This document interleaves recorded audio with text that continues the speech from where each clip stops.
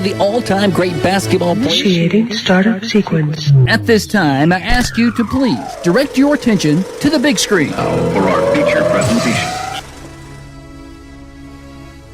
Tonight, we welcome back one of the all-time great basketball players in Coffee County Central history, Bella Vinson.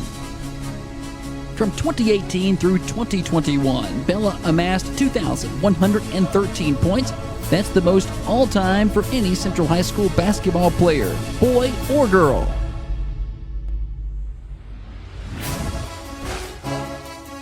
Vinson's going to put up another three. She bangs that one home. Ka-ching!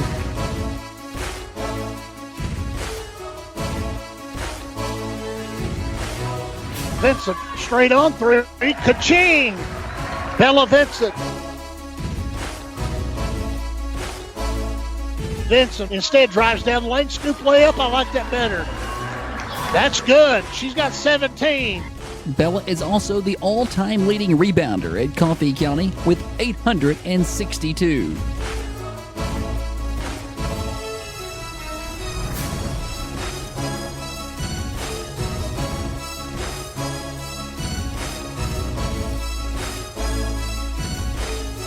Shot up, good! Bella Vinson.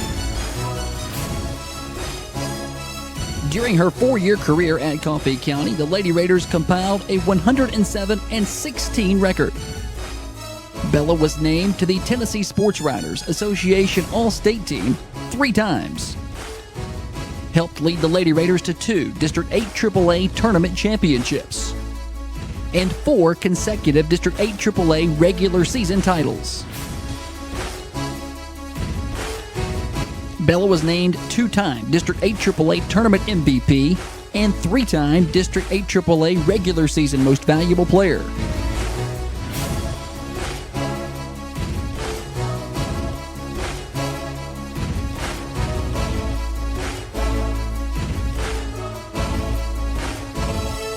Vinson recently wrapped up her career for the Lipscomb Bison, scoring over 1,000 career points, earning ASUN First Team All-Conference and All-Academic Team. She was also named Division I Scholar Athlete. As a senior, she led the Bison in scoring at 14.7 points per game. Shooting 51% from the field, that was 55th best in the country. She led the team in rebounds with 6.5 a game, tied for the lead in steals with 2 per game, and recently graduated with her degree in exercise science. Ladies and gentlemen, on your feet and help us welcome this year's Thundies guest speaker, Bella Vinson.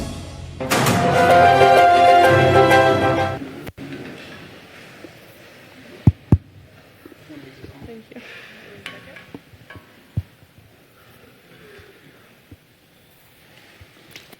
I know Bella really likes to brag on herself, so I'm sure she was really excited about that. It's good to see you. Good to see you. All right, so I'm glad that we've got Bella. We didn't have a guest speaker last year, which was very frustrating for me. We've had some good ones. I asked Bella, she said, I'm not Alante Taylor. I said, I think you're a pretty big deal to us. So I'm glad that she decided to do it.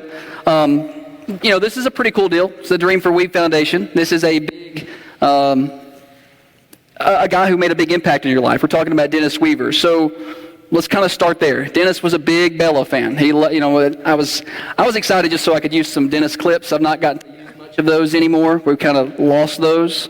Tell us a little bit about your relationship with Dennis Weaver during your time at Coffee County and some of the memories that you have.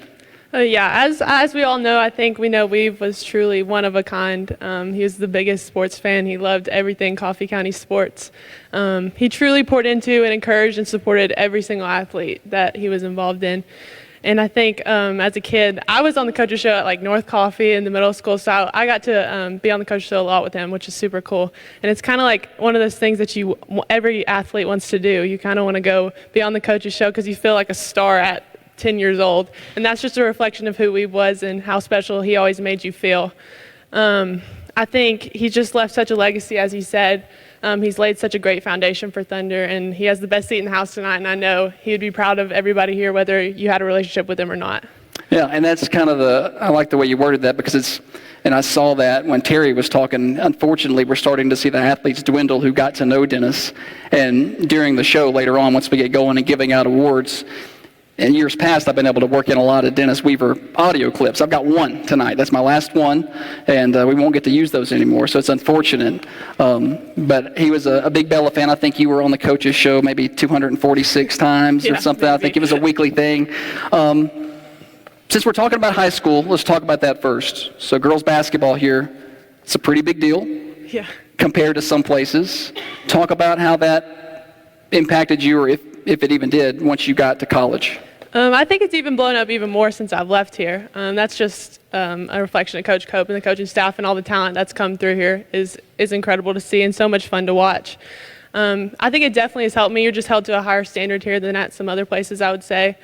You're playing against other college talent every single day and other teams, and that obviously definitely prepares you, because when you get to the college level, everybody's good and everybody has that talent. So to be able to get that early and kind of get a head start on that was really helpful for me, for sure. Speaking of college, let's talk about the Division I. Let's talk about the Division I. I think I lost my mic. Check. Did I lose it? I think I lost it. Let's switch mics. Come prepared. I bring extras. All right. We got that now? All right.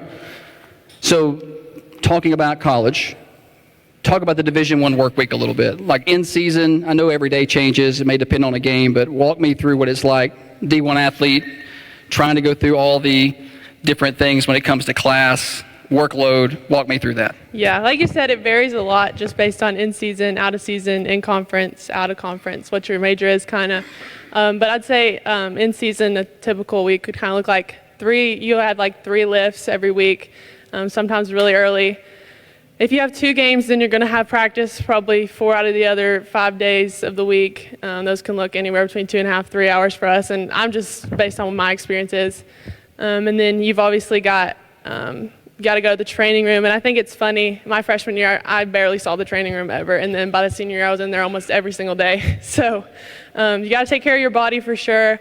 And then class, that looks different for everybody. I'd say I had 1 to 2 classes a day, an hour, 15 minutes, and then a late night lab, which was never fun to go to after practice. And then nutrition, obviously, I wasn't the best at it, I will admit, but it was very important to grab a snack before class, between classes, before weights. And we were very fortunate. They provided a lot of meals for us. If we had a late night practice, we'd get dinner, travel. We always had more meals than we needed. And that's definitely something that I took for granted now that I'm about to pay for a lot of my meals. So to have that was very nice. And then obviously at the end of the day, you have to find time to study and do your homework. But it sounds like you have a lot in a week, which you really do, but you figure out how to manage that all.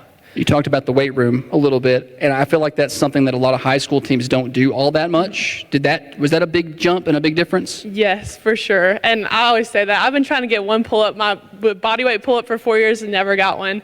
It is a big difference. It takes time and a lot of effort, so if you can get a head start on that, it's really nice, especially for girls. It's a lot different than guys. Guys kind of are able to jump that a little quicker than we are.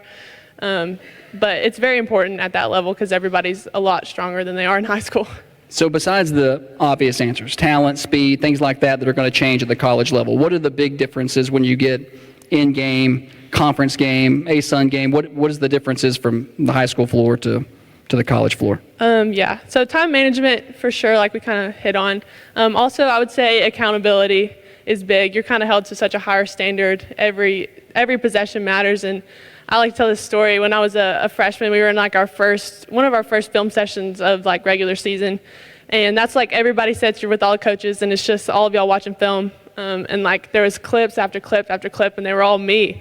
And it was turnover, it was missed shots, it was missed layups, it was bad defensive plays. And I was like, where's everybody else's clips at? Like, it was embarrassing, but at the same time, like, it made me so much better, and I was lucky to be on the floor and to have clips. So I think that's super cool. And then also mental toughness and just being able to be consistently mentally tough and emotionally consistent. Last year, we were in our first team meeting, and it's kind of just going over expectations and goals and stuff. And then we have like a little quiz after. They love to do quizzes. And one of the questions was, are you allowed to have a bad day? And the answer was no. And that didn't mean you weren't allowed to miss shots, you weren't allowed to have turnovers sometimes in practice, but that means you had to show up the same every single day. You had to not let your performance kind of depict your energy, your talk, your body language. You had to show up the same every day. And a coach wants somebody who they know what they're going to get out of every day. You can't come one day not confident, not taking shots that you're supposed to be taking, not doing your role. You just have to be mentally tough enough to realize that you're there for a reason, and they encourage you and support you through that. So I went to some Lipscomb games. I got to come watch you play, and unfortunately, I can go out here to Joe Frank Patch Memorial Gymnasium and see 1,500 people at a game, and I come there and I see 200 people at a game. Was that a hard adjustment? Because at the high school level, there's so much community, and that just wasn't the case. I mean, it was, but you all have the same goal. I mean, it didn't affect how we played, I wouldn't say, but it would make like going to Indiana and they'd have 7,000, 8,000, 10,000 people, super cool, and something that you didn't take for granted to get those experiences. But the support we did have, they were always there and they always showed up, so we appreciated that, but it was obviously very different. So the good thing about sports is the ability to kind of tie that into life. You know, people, whether it's basketball or baseball or football, coaches will do that and players will do that. How do you tie in basketball to life lessons and, you know, stuff that you've learned the past 4 years? I think resilience for sure. You're kind of on a platform where you're going to fail in front of a lot of people. You fail a lot more than you succeed in sports. So to be able to bounce back from that and kind of find motivation in that is important. Obviously, mental toughness, like I said, our coach always said, you're going to be a wife one day, you're going to be a mother one day, you're going to have a job one day, and you have to show up even when you don't want to. Because obviously there's times where my alarm would go off at 5:30 and I didn't want to go to weights, or my body was hurting and I didn't want to practice, but you have to show up for the people around you every single day, and that's how it is in life. And I think humble leadership was something that we learned a lot and something that our coach stressed a lot, to be able to serve the people around you. And servant leadership is essentially what it is. It's not about what you can do, it's about how you can serve others and not what they can do for you. Was there ever a moment, you know, because I know your freshman year, you got a lot of playing time, and then, you know, by the time you were a junior, you ended up with another ankle injury, and you were pretty banged up. Was there ever a time where you doubted yourself, thought, you know, I don't know if I want to do this anymore, or was that anything that ever crossed your mind? Definitely, freshman year is really hard. I think for a lot of people, freshman year is hard, and it's just a massive adjustment. And you experience a lot of change. You're kind of away from home for the first time. I mean, luckily I was only an hour away, but still, I was away, and I was a big homebody. I'll be honest, our teammates hated each other my freshman year. We had terrible chemistry. I think we only won like 10 games. I wasn't used to losing at all. And I wasn't used to other people being like okay with losing. So it was really frustrating kind of to go through that. And I don't think I was playing as well as I could have. And so I think there was obviously times where I was like, why am I here? Like, I'm not having fun. This is not what I thought it was going to be. But also I think it was a time that I was able to grow the most in my faith. So women's college basketball, professional basketball, that's grown, I feel like, tremendously over the past 4 years, 6 years, 8 years, and I'm sure that means something to you. What have you seen in terms of growth for women's basketball as a player, and then, you know, what do you see moving forward? Oh, for sure. And I think social media has really boosted that a lot, which is really good for the sport. Obviously, there's been such an incredible increase in talent. The Caitlin Clarks, Paige Beckers, Juju Watkins. And I was even like watching a WNBA game today, and it's just so much fun to watch. And even I think there's a lot of talent that's getting kind of not able to make the WNBA rosters. I know that's kind of a talk too right now because it needs to expand to more teams, I think. So hopefully they do that in the future. But for younger generations and younger girls to kind of see that is super cool, and just hopefully the talent continues to increase. You mentioned faith a moment ago. Talk about that. I know your faith is a big part for you, and it's grown over the past 4 years since you got to Lipscomb. Talk about that. Yeah, for sure. God is so good.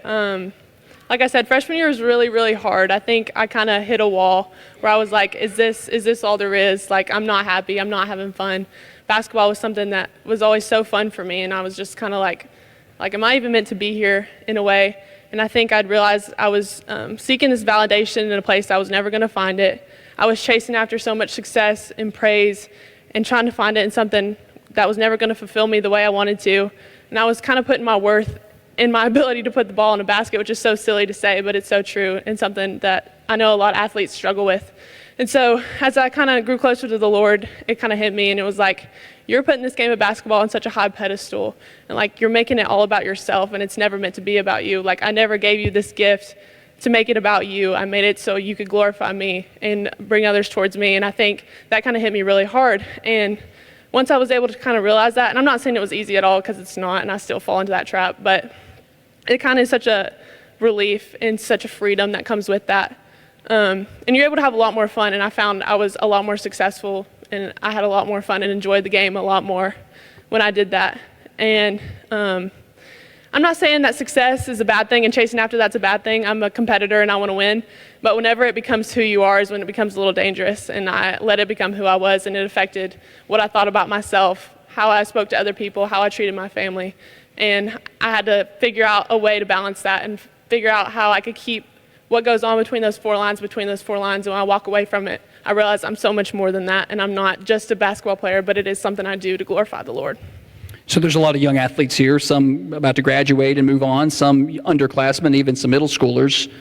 Good advice for them when it comes to faith and athletics. I mean, you already gave some. I don't know if you have any more. Well, I think I was very fortunate to be surrounded by an environment that really valued that at Lipscomb. I had teammates and coaches who encouraged me and helped me through that. Obviously, I think just being able to spend time with the Lord, you naturally kind of intertwine your faith in everything you do. But I think I found myself kind of going away from that and not necessarily and idolizing basketball again when I wasn't spending as much time with him. So I'd just say being in the Word, having people hold you accountable, and I would pray before games and stuff and be like, Lord, just let me remember this is for you. Let me enjoy it. Yeah. Role models. I'm sure there's several of those that impacted you playing from such a young age on up. Talk about some of those that, the people in your life that got you started in basketball. Yeah, Jasmine Lister, y'all probably never heard of her. She played basketball at Vanderbilt, and we always used to go to Vanderbilt games when I was little, and she kind of made me realize how much I love basketball. And she was a point guard, which is I wasn't really ever a point guard. But she helped me realize that I love basketball, and I wanted to play college basketball one day, and she motivated me to do that.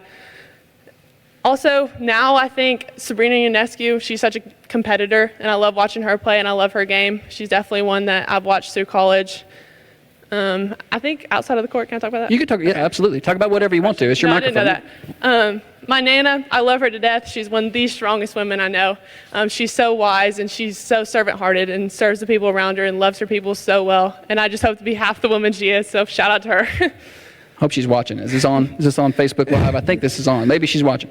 So when you look back, it's kind of odd to say that your career is over now, I guess. So when you look back, what does basketball mean now that you're done versus what it meant maybe freshman year high school, freshman year college? Yeah, I think I've realized, just being able to reflect over the last few months, how much of a gift basketball has been in my life.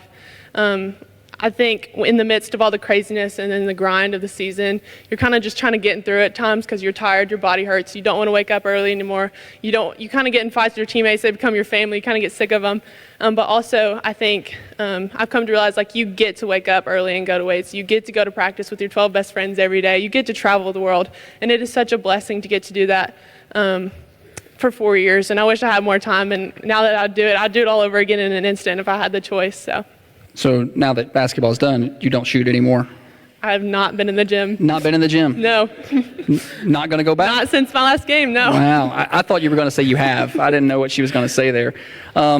So you've accomplished a lot on and off the floor. In the classroom, you're going to be a physical therapist, I think. That's what the plan is. That's the plan. All academic teams, scholar athlete. And I kind of already asked this, but I'll ask it in a different way. Advice for a room full of seniors about to hit the college world or the workforce or TCAT or wherever they're going in terms of leaving high school and what's next for them. Because you've got to do it for 4 or 5 years, and they'll probably listen to you more than listen to their parents. You more recent, you're younger. Yeah, I want to say comparison is the thief of joy. We were preached that a lot, and I think it's really good. The more you look left and right at what other people are doing, the slower you're going to get to where you want to go.